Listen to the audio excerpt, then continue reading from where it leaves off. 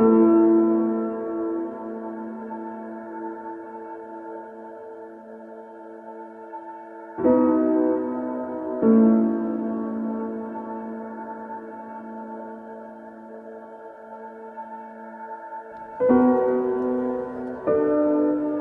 kids really, like, when they turn 18, they're more focused on other things. They're more focused on, I can do this, I'm out past curfew now, and I'm excited to register to vote, so.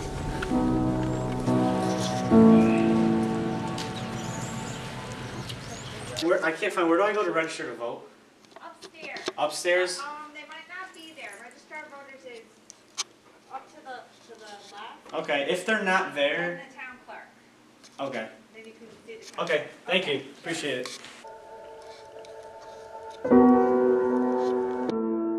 I have now joined the thousands of people who make up the voting population of Cromwell, Connecticut. It is a diverse set of people, including other students, adults with children, the elderly, and various others who work, shop, and enjoy themselves around the town. As with any large group, they have a wide variety of interests and topics they feel are especially important to society. It is certainly a challenge for someone to keep so many people satisfied with their lives. Of course, a mayor manages the quality of life in Cromwell, but other United States politicians have to focus on even bigger groups. U.S. congressmen must represent entire districts and states, and the president has to represent the country as a whole. The president's policies must satisfy everyone, and that includes residents of small towns like Cromwell. What could the 2016 candidates do to assist Cromwell and Connecticut as much as they can? What single policy area would be most beneficial to our town and our state? We were lucky enough to get United States Senator Chris Murphy's opinion on these questions. Well, I think certainly here in Connecticut, people want to hear about how you're going to combat the epidemic of gun violence. Certainly Newtown shook us to our core, but we have shootings almost every day in Hartford and New Haven and Bridgeport. And I'm supposed to go down to Washington and work on the issues that, my constituents want me to work on. So yesterday I went to a ShopRite in East Hartford, and I stuck a card table on the sidewalk, and I talked to shoppers as they came in and out, just because I wanted to hear organically what they were concerned about. And so, everything I do in Washington is connected to what people want me to do here. Yeah, I've got some, issues that are really particularly of concern to me, but that's the exception, not the rule. The rule is that I have to do what the people tell me to do. We spoke to Cromwell residents much like Senator Murphy spoke to his constituents. Indeed, many of them seem to agree with him that gun policy must continue to be a topic of choice for our next president. Well, I'd say it's more on people's minds. Yeah. I don't know if it's more important or less important. Do you have a gun in your household? No, I do. You do not. Okay. I think they're moving in the right direction. I don't know what other steps they look at throughout.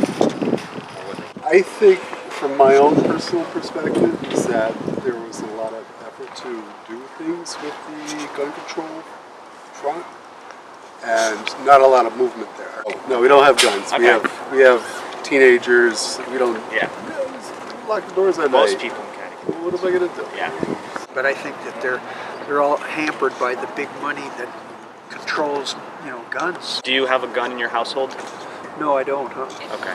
When I studied and took the course and all that stuff, all of a sudden it seemed to me that it was It's not just worth it. not worth it. The governor's done the best that he can. He's tried to, do what he can to get, gun control legislation. He's taken a step further than other states. Connecticut's own Governor Malloy has recently upheld the no-fly list, which bans gun sales to anyone suspected of terrorist activities. Clearly, he has done this with the interests of many Connecticut residents in mind, so they can rest easy knowing that guns will be kept from untrustworthy people. But more needs to be done, as a shooting like the one in Newtown is only the beginning. In Cromwell alone, there have been instances of injury because of gun use over the last few years, an accidental bullet to the chin for one man, and a shot to the head for another after a New Year's party. These kinds of shootings occur with startling increases in frequency in many, many other Connecticut towns as well. Governor Malloy's defense of the no-fly list and his call for the federal legislation that implements background checks before all gun purchases are with good intentions. But as shootings continue to disrupt Connecticut society, it becomes increasingly evident that a stronger hand is needed to solve the problem. The The president needs to step in, as Governor Malloy notes, to use his agenda-setting power to influence Congress to pass gun-related legislation and to keep the NRA from beating it back when it should not be able to. Although Connecticut is a blue state with a majority of proponents of gun control, there is a strong coalition of Republicans who feel wronged over stricter gun laws. These people are right to voice their opinions. In Connecticut's recent history, gun use has been regulated, even discouraged, by laws like a 1995 act that required people to visit the police in person to request a firearm permit before buying a gun and to have a background check done. Laws like this work against the Second Amendment. Not only are people being discouraged from using guns, but background checks have the potential to be performed incorrectly by police officers that are liable to make mistakes. Thus, there is little doubt that the Second Amendment has been subverted at times in this state. Furthermore, the reduction of gun use and gun purchases has the potential to hurt state and local economies. In Cromwell, a number of firearm purchase and repair shops exist.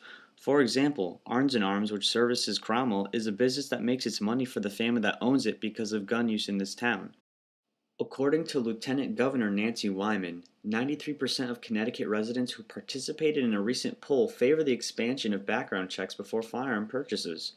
So using them as a stipulation seems to be the way to go. But the 2016 candidates absolutely must ensure that no one is being kept from owning a gun unfairly. Lieutenant Governor Wyman also mentioned a $300,000 grant to Hartford, Connecticut, which will fund ShotSpotter, technology that pinpoints where bullets have come from, making it easier to catch those responsible for shootings.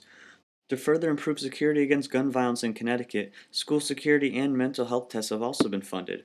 All of these measures are a start to ending the issue, but the amounts of money the states receive for them must be increased to compound their results, and the president is the one with the power to do this.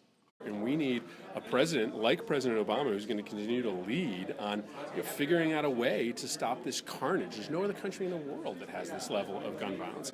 But more broadly, I think what people want out of this election is a president who's committed to reaching across the aisle and getting Republicans and Democrats to agree instead of disagree on major issues that are facing this country. So, we need to break this partisanship, which seems to shut down Washington. And I think that's what they want to hear from presidential candidates. With everything taken into account, the fastest, best, and maybe the only way to solve our gun problem is through the power of the presidency. Thousands of small communities like Cromwell all over the country experience issues with gun control, and only the president has the wide-ranging power needed to change the situation for all of them. The 2016 candidates will need to consider all aspects of the issue. As gun-related violence persists as a life-threatening problem in thousands of U.S. communities and continues to haunt people's minds, it remains the most important topic 2016 presidential candidates must address in their platforms. Cromwell's future heavily depends on doing so, as do the futures of all Americans.